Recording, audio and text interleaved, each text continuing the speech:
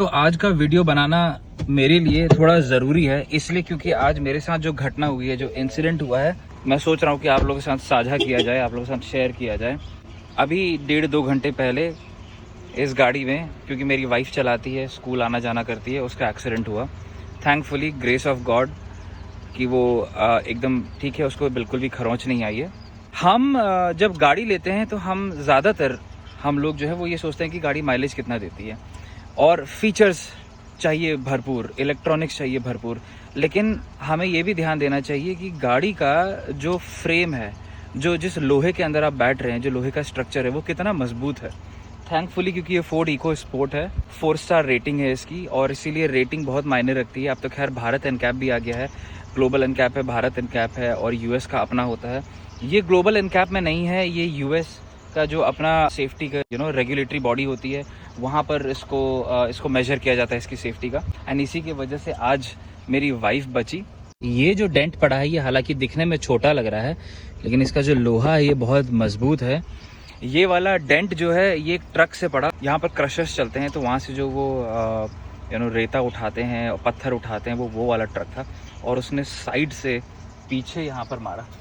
उसके mud guard से जो सामने का जो गार्ड होता है, वो सोचिए वो कितना लोहा, कितना मजबूत होता है, वो एक बीम ही होता है अपने आप में, उससे यहाँ पर लगा है, और ये गाड़ी पूरी वॉबल कर गई थी, एकदम बच गई मेरी वाइफ।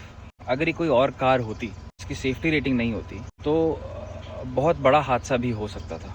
तो ये हमेशा देखना चाहिए कि गाड़ी जो है वो ग्लोबल एनकैप रेटिंग में कहाँ स्टैंड करती है, भारत एनकैप में कहाँ स्टैंड करती है। भारत एनकैप खैर अभी नया आया है, तो आई डोंट नो कि वो कितने अच्छे से वो गाड़ियों की टेस्टिंग करते हैं। फिलहाल तो ग्लोबल एनकैप एक अच्छी रेगुलेटरी बॉडी है एज ऑफ नाउ। मोटा मोटी बात यह है कि गाड़ी के अंदर आप बैठे हैं तो उसका ए पिलर, जैसे कि ये ए पिलर, लोग इसको भी कहते हैं कि इससे विजिबिलिटी नहीं दिखती है, वो भी एक बात है, लेकिन ये ए पिलर इसका बहुत मजबूत है।